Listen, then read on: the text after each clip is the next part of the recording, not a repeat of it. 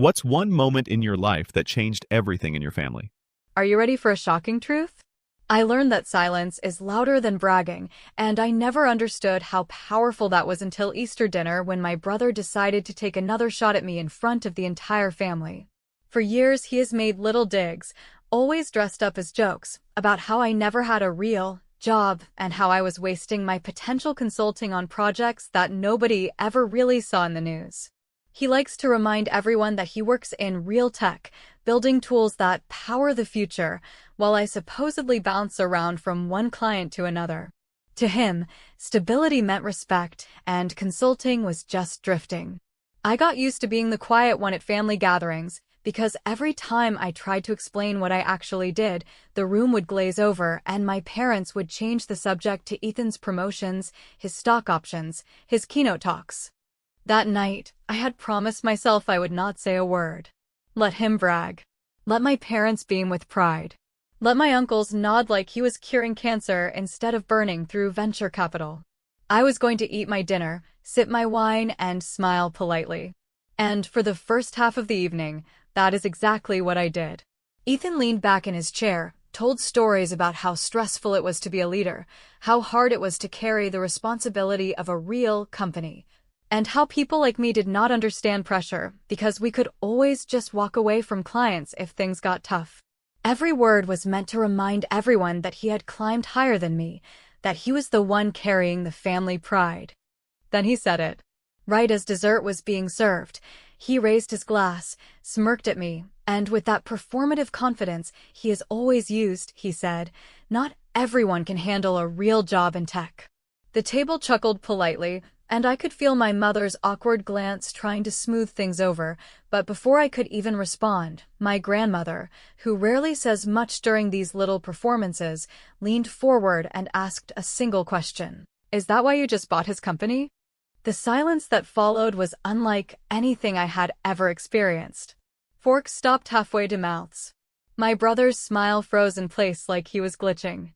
My parents looked at each other like they had misheard.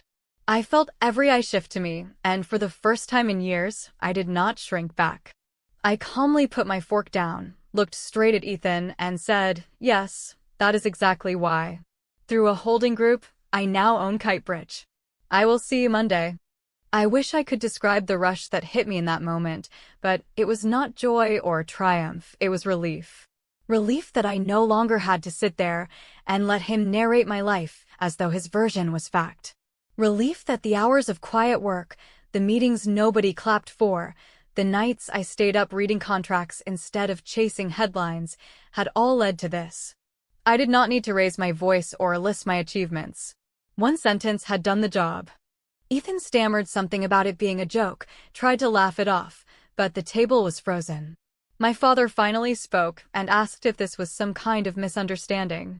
I explained, in the calmest tone I could manage, that it was not a misunderstanding, that investors had been unhappy for months, that the board had been considering options, and that a purchase had been completed quietly.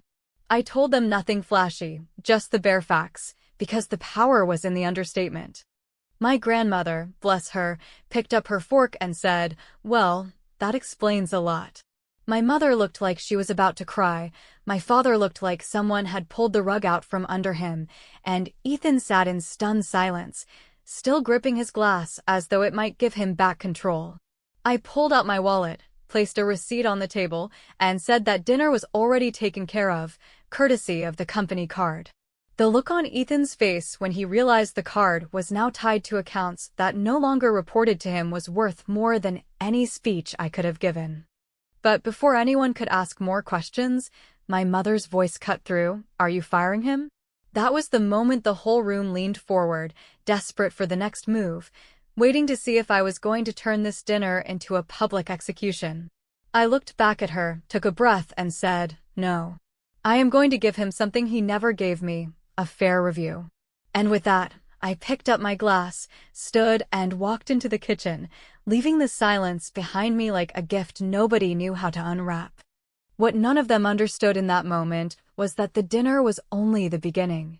The real game would play out over the next 90 days, and for the first time, Ethan was going to have to live by the same rules he had dismissed for years. The family thought the story had peaked, but they had no idea what was coming next. By the time I left the dishes stacked and the room still trying to reboot after my grandmother's question, the part of me that had always wanted to win arguments finally understood that I did not need to win arguments anymore. Because the paperwork had already done that for me, and what I needed to do next was exactly what I had prepared for over the past months when I let Ethan talk while I listened, when I took notes while he took bows, and when I met quietly with people who were tired of being brave in public and alone in private. I had not bought glamour or a headline or a trophy. I had bought a patient mess with decent bones, a team that still cared, and a cap table full of people who pretended not to notice the smoke alarms while they hoped someone else would find the fire extinguisher. And I was fine being that boring person as long as the building stopped filling with smoke.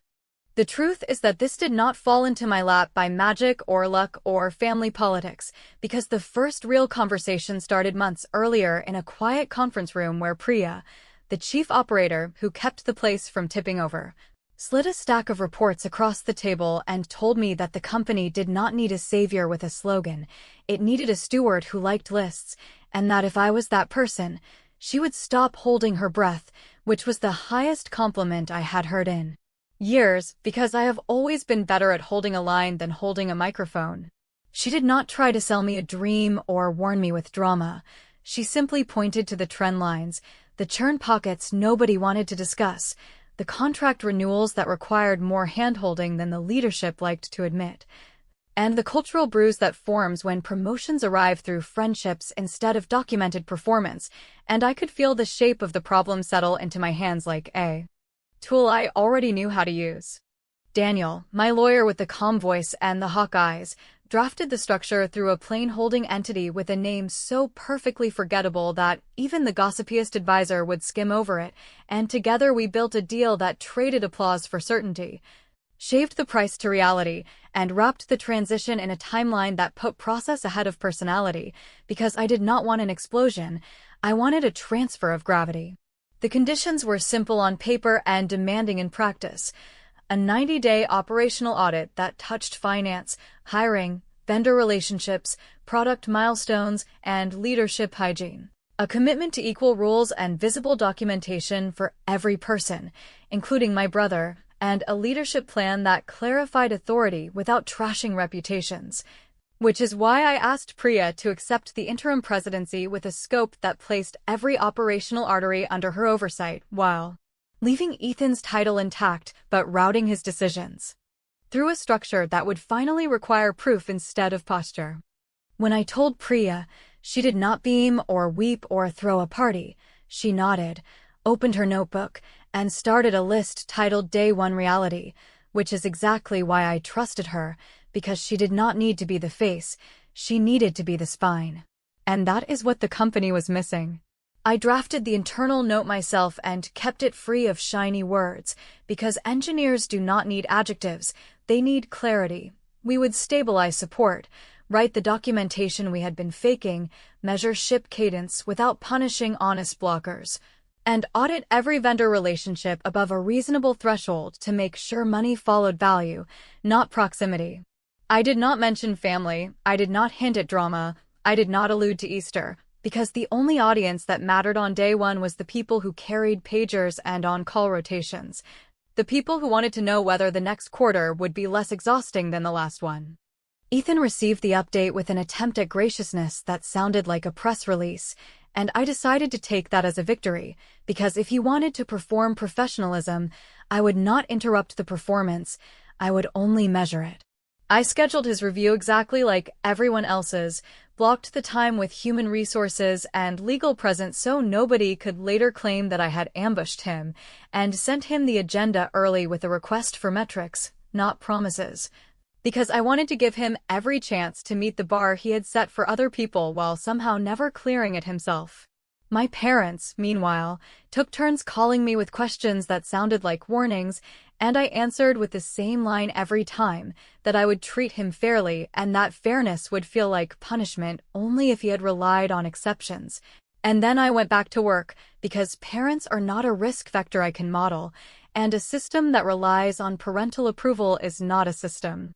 The first day in the office under the new structure felt like the moment after a storm when the air is heavy and everyone waits to see whether the roof still leaks. And I made a point of sitting with support during their morning stand-up because nothing reveals truth like tickets, then walked floor to floor with Priya as she introduced me to leads who were polite, cautious, and scanning for tells. Did we want vanity metrics or customer health? Did we care about slide decks or bug burn down? Did we know how to listen without making them pay for honesty later? And I answered with the only currency that spends in rooms like that, which is to say I wrote down everything, asked specific questions, and left commits alone unless they touched contracts. By afternoon, we had already flagged a cluster of red lines in spend that did not track with any roadmap I had seen, and when finance pulled the invoices, the pattern came into focus with the sick familiarity of office folklore, because there was an agency with a last name that matched a branch on Ethan's family tree, a rate card that looked proud of itself, and a parade of change orders that wandered like a tourist who had decided living in the airport was cheaper than buying a ticket home. I did not explode, because explosions please spectators and solve nothing. Instead, I asked for 3 competitive quotes by the end of the week and looped in procurement to analyze deliverables against what had been promised. And then I sent a note to Priya that if we found value, we would keep it, and if we found habit, we would cut it, and that nobody would lose face for bringing me bad news as long as it was the last time they had to bring me the same bad news. Ethan replied to the request with a paragraph about context and trust and the need to move fast in tech, which I read twice to make sure I did not miss any data. And when I found none, I forwarded it to Human Resources to file with his review packet and return to my list, because the audit was not a weapon, it was a mirror, and the person most afraid of mirrors was telling me exactly where to aim. As the elevators emptied that evening and the building lights settled into the quiet that offices wear when no one is trying to be impressive anymore, I stood by the window with the reports and felt the old ache I knew from every project I had ever salvaged. The ache that says this will not be hard because the work is impossible, it will be hard because the people prefer stories to steps. And then I remembered my grandmother's face as she asked her question, and the way the room folded around the answer, and I understood that I was not here to punish or humiliate. I was here to remove the theater so the work could finally breathe. I packed my bag, left the vendor folder sitting on the corner of my desk like a dare, and told myself that tomorrow we would open it, because if there was rot in that wood, it needed air, and if there was only dust, it would be gone with one clean sweep. And either way, the days of nodding along to polite lies were over. When the 90-day audit officially began, I knew that the real test was never going to be whether the spreadsheets balanced or whether the budgets revealed inefficiencies, because those things always surface when you shine a light on them. And they are solvable with patience and steady attention. The real test was going to be whether the people inside the company could handle being measured by the same rules they had been telling others to follow for years, and at the center of that challenge stood my brother, who had grown used to being judged on confidence rather than on documented results. The vendor payments we flagged in the first week were only the beginning, because once procurement started asking for comparable quotes, other patterns began surfacing: travel approvals without records of meetings, software licenses bought in clusters but left unused, and promotions granted without a single performance evaluation on file. Every one of those findings was an echo of a culture where appearance outweighed process, and the echoes always seemed to lead back to Ethan's corner. I insisted the audit remain free of theatrics, because I did not want whispers of a witch hunt or a campaign against one person. I wanted a process that proved itself immune to favoritism, so that when the conclusions came, nobody could say they were rooted in resentment. The first confrontation happened in a review room where Ethan was asked to explain why his cousin's agency was still billing premium rates for marketing services without producing updated reports for nearly 6 months. Instead of answering directly, he launched into a speech about loyalty, about how in the startup world you build with people you trust, and about how speed matters more than paperwork. His tone was polished, his smile tight, and his eyes darting at me as though I might relent if he said it with enough authority. I let him finish, then asked calmly for 3 competitive quotes by Friday, just as I had asked in writing, and when he leaned back in his chair with an incredulous laugh, Priya slid 6 quotes Across the table she had already collected, all cheaper, all clearer, and all with better terms. For the first time in years, I saw him blink like he had not prepared for someone to outwork him with facts. As days passed, Human Resources began surfacing complaints from employees who had never dared to put words on record before, because until now the assumption was that nothing would change. That speaking up against leadership meant risking your job while nothing improved. The complaints told the same story: skipped reviews, sudden promotions for favorites, unrecorded feedback delivered in hallways but never on paper, and pressure to sign off on goals that were neither measurable nor realistic. The pattern was not unusual for a growing company, but it was corrosive, and it was Ethan's habit to dismiss structure as bureaucracy while he quietly relied on that lack of structure to elevate the people who supported his image. Instead of blasting those findings through the building, I created a process. Every manager would now complete performance evaluations within the quarter. All promotions would be reviewed by a committee, including Human Resources, and all complaints would be logged and responded to with timelines and documentation. It was not dramatic, but it was binding, and binding rules are often more terrifying to those who prefer improvisation. Ethan treated these steps as personal attacks rather than organizational corrections, and when invited to a meeting with Human Resources and Legal to discuss how best to reset expectations and protect him from exposure, he stormed out after 5 minutes, muttering about politics and claiming he would not waste time on paperwork while the industry moved without him. I let him leave, because chasing him would only confirm his suspicion that I was trying to corner him, when in fact all I had to do was remain still and let the rules close in at their natural pace.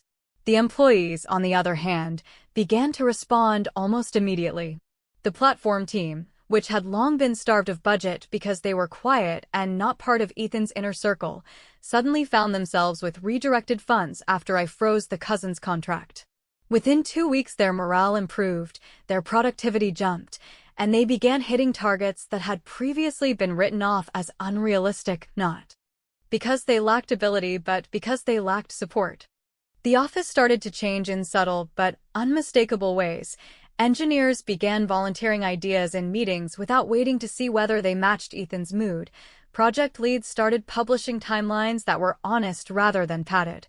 And even the most skeptical employees admitted that the new rules felt strangely liberating, because at least now everyone knew what the game was and what the scorecard looked like.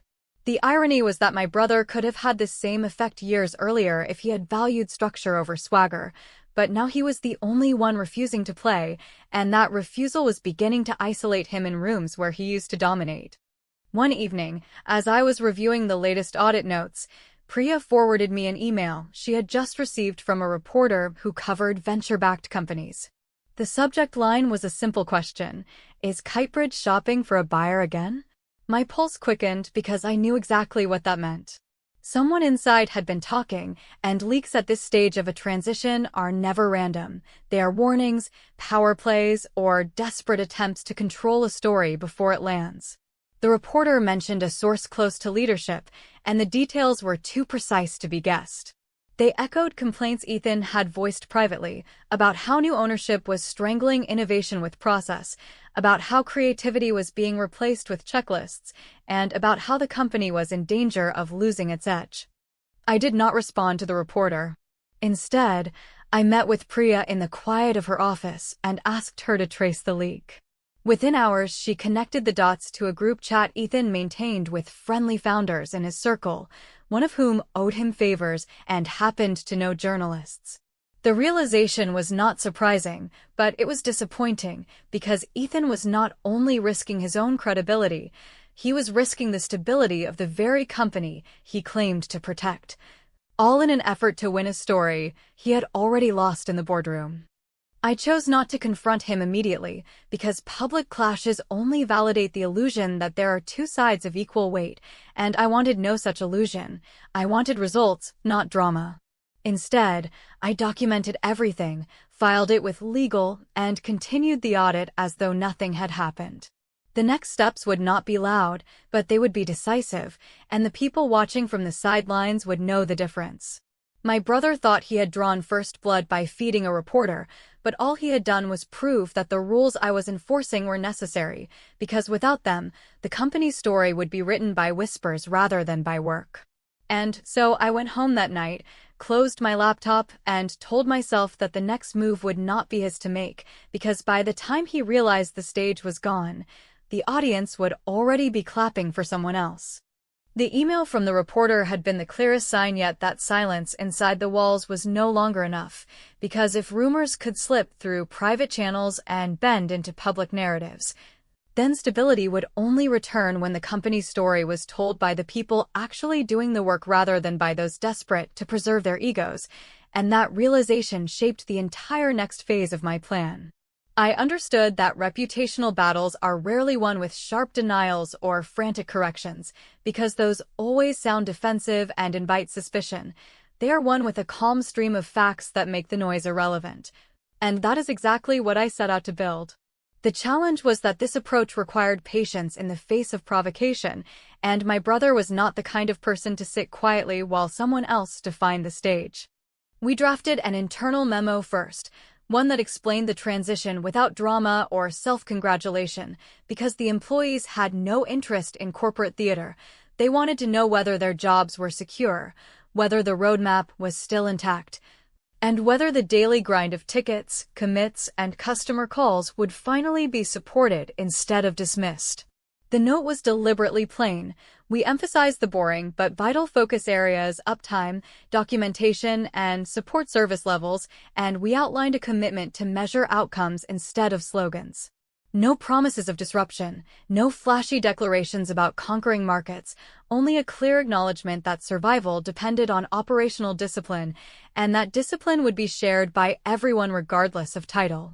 By stripping away the hype, we gave employees a narrative they could trust, because it matched what they were already experiencing: rules being applied evenly, contracts being reviewed, and promotions being tied to documented results. Once that foundation was laid internally, we prepared a customer update designed to show steadiness rather than reinvention. Clients who buy enterprise software care less about dreams than about whether the system works at 3 in the morning, and so we wrote the update like a service commitment. We promised continuity of support, transparent communication on outages, and clear timelines for requested features. We paired it with a roadmap session that focused on measurable improvements rather than visionary leaps, because what mattered most was convincing customers that they would not have to gamble on our survival. For that session, I deliberately placed Ethan in the spotlight, asking him to present the product roadmap to the board and to customers, but with a condition: he would need to support every claim with data, whether it was usage numbers, churn statistics, or cost analysis. For years, he had been able to float through meetings with slides full of adjectives and buzzwords, but this time he had to show receipts, and I knew that the weight of evidence would force him to confront the gap between his story and reality. The preparation did not go well for him. He called me late one night insisting that I was strangling innovation and suffocating the spirit of the company, his words tumbling out with the desperation of someone who had spent years defining culture by mood rather than by metrics.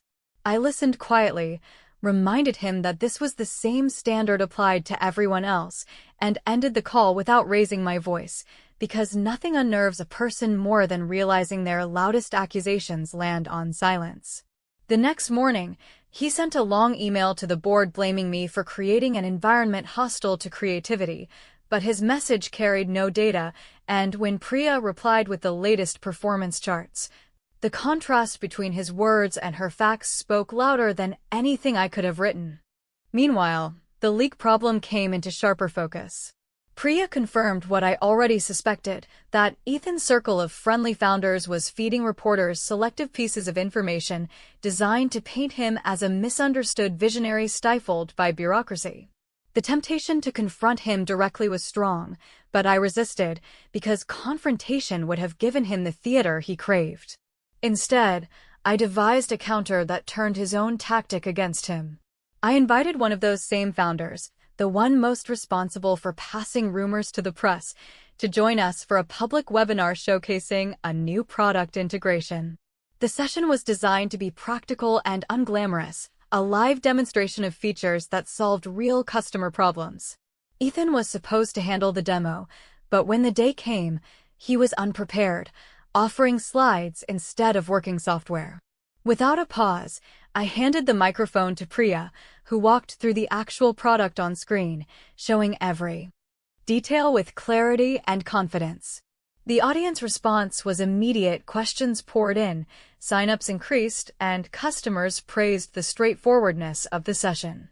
What stung Ethan most was not that he had been sidelined, but that his absence from the demo was not even noticed, because Priya's competence filled the space so completely that the narrative shifted overnight. Customers were no longer asking whether the company was stable. They were asking when they could access the new features. The founder who had been whispering to the press now had to reckon with the fact that his credibility was tied to Ethan's, and that association no longer looked flattering. In a single session, the story Ethan had been trying to spread collapsed under the weight of visible, undeniable results. That evening, I received a message from Ethan that was less angry than desperate.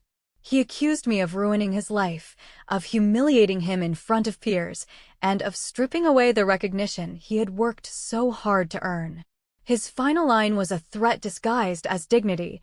He would resign in protest during the next board meeting, on camera, and make sure everyone saw him as the victim of an unfair coup. It was the kind of melodramatic gesture that would have worked in a family dinner or a friendly founders chat, but in the context of a board meeting filled with people who had lost patience for theatrics, it was a hollow weapon. Still, I knew better than to dismiss it, because even empty threats can damage morale if they are not managed carefully. I closed his message without responding, poured myself a glass of water, and sat down to draft my own statement for the board meeting. I did not plan to argue with him or to counter his accusations point by point, because doing so would validate the idea that this was a contest of siblings or a battle of personalities. Instead, my statement would frame the entire conversation around one simple truth: the company needed builders, not heroes, and the board had to decide whether they wanted their legacy to be stability or scandal. That framing would force them to see Ethan's resignation not as a tragedy, but as a choice, and once that choice became visible, the weight of it would shift entirely onto his shoulders. As I typed the words, I thought about my grandmother's quiet nod at Easter, and the way she had known more than she let on. She had always told me that pride is loud when facts are quiet, and as I prepared for the board meeting, I finally understood that silence was not weakness, it was strategy, because silence allows the facts to echo until the noise drowns itself out. My brother was preparing for a dramatic exit, but what he could not see was that the boardroom had already lost interest in drama. All that remained was for me to hold steady long enough for him to realize that the show was over. The board meeting arrived with the heaviness of inevitability, and while Ethan prepared himself for the dramatic gesture he had promised me in that late-night message, I focused on making sure the stage he imagined no longer existed. Because nothing is more disarming to a performer than realizing the spotlight has already moved elsewhere. I walked into the conference room carrying nothing but a slim folder, not because I lacked material, but because the work of the past weeks had been to strip away every excuse and leave behind only the choices that mattered. And choices require clarity rather than spectacle. Daniel, my lawyer, sat quietly at my side with his usual surgical calm, while Priya, now respected by the board as the steady hand of operations, arranged her charts and performance reports without needing to seek my approval, which was itself the clearest sign that the power had shifted. Ethan entered the room with the same confident stride he had practiced at countless family gatherings and industry panels, but this time the air did not bend around him the way it once had. The directors greeted him politely, but without deference, their eyes already fixed on the agenda in front of them rather than on the stories he might try to tell. He launched immediately into a speech about vision, innovation, and the dangers of suffocating creativity with policies, his voice rising with each sentence as though volume could substitute for evidence. But the more he spoke, the clearer it became that his words floated without anchors. When he paused for effect, expecting questions or nods of agreement, the room remained silent, and silence has a way of making even the loudest voices sound small. When it was my turn to speak, I did not counter his points or attempt to dismantle his rhetoric, because engaging on that level would have suggested parody, and parody was the very illusion I had worked to erase. Instead, I began with a single sentence. The company did not need heroes, it needed builders. Then I laid out the facts, one by one, each supported by data that Priya had compiled with the kind of rigor no slogan could discredit. Customer churn had dropped since we redirected budgets from vanity contracts to platform stability. Employee satisfaction scores had risen after we implemented consistent reviews and promotion committees. Revenue projections had stabilized because procurement had enforced competitive bidding and eliminated waste. None of it was glamorous, but every number told the same story. Discipline worked, and discipline was what the company now respected. Ethan shifted uncomfortably in his chair, glancing toward the directors as though searching for the allies who once laughed at his jokes, but the board members remained fixed on the charts in front of them, nodding at the steady improvements. That was when I placed the final document on the table, not with drama, but with deliberate precision. The ethics acknowledgement Ethan himself had signed months earlier, affirming his responsibility to avoid conflicts of interest and to ensure transparency in vendor relationships. I did not accuse him. I did not lecture him. I simply stated that in light of recent findings, I was requesting that the board appoint an independent committee to review leadership performance without family ties influencing the outcome. By making the request through policy rather than personal grievance, I forced the board to treat the matter as a governance issue rather than a sibling rivalry, and Ethan understood instantly what that meant. He could no longer frame himself as the victim of my vendetta, because the decision no longer sat with me. The silence that followed was thicker than anything I had heard at Easter, because it carried not shock but inevitability, and inevitability is louder than outrage. One director cleared his throat and agreed that the proposal was fair. Another added that transparency would protect everyone involved, especially the company. A third reminded the room that the reputation of the firm mattered more than individual egos. Ethan tried to interrupt, his voice tightening as he insisted that this was a betrayal, but the directors did not respond, and in that moment he realized the performance was over. His dramatic resignation, which he had prepared as a televised protest, now looked like nothing more than a retreat, because the board had already chosen the narrative: stability through process, continuity through discipline, and leadership that did not rely on applause. When Ethan finally stood, his words were stripped of their usual polish. He announced that he would step down, that he refused to be humiliated further, and that he would take his talents elsewhere. I accepted his resignation with a neutral statement, thanking him for his measurable contributions to product development and for his years of service, nothing more and nothing less. No digs, no triumphal flourishes, no reminders of contracts or family dinners, just a clean closure that left him no space to reclaim the stage. The employees who heard the announcement later applauded Priya, not because they disliked Ethan personally, but because they recognized the relief of having leadership aligned with the work rather than with ego. Customers, when they received the updated memo, responded with calm acknowledgement, their trust secured by the boring promise of continuity rather than the excitement of slogans. The final twist revealed itself quietly, in a way that only deepened my understanding of how little credit I had given to the one family member who mattered most. Weeks after the resignation, while clearing through old papers at my grandmother's house, she handed me a small envelope containing clippings from industry blogs. They were articles flagging inflated vendor rates, whispering about questionable agency ties, and hinting at discontent inside Kitebridge. She told me she had mailed them to me months earlier, unsure if I would ever act on them, but certain that I deserved to know the truth behind the polished stories my brother told. In that moment, I realized that I had not been alone in preparing my quiet plan.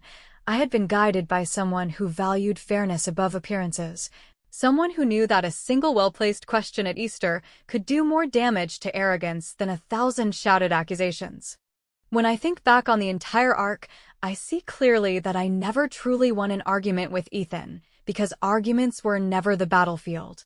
I replaced arguments with outcomes, and once outcomes spoke, the noise had nowhere left to echo. The The final victory was not the resignation itself or the applause that followed, but the silence that remained afterward, a silence that no longer felt oppressive or unfair but earned, because it meant the story had shifted from personalities to results. And while I know my family will never fully reconcile the image of the son they worshipped with the leader he failed to be, I no longer need them to, because the company is stable, the employees are supported, and the facts speak for themselves. As I left the boardroom that day, I did not feel the adrenaline of triumph or the bitterness of revenge. I felt the calm of someone who had finished a long equation and seen the numbers settle neatly into place. Ethan may still tell stories elsewhere about betrayal and politics, but those stories no longer matter, because the stage he craved is gone, and the only story that endures is the one written in data, policy, and quiet strength. In the end, I learned that emotional justice does not always come with cheers or dramatic endings. It comes with the simple, undeniable satisfaction of knowing that when the noise finally stopped, the silence belonged to me.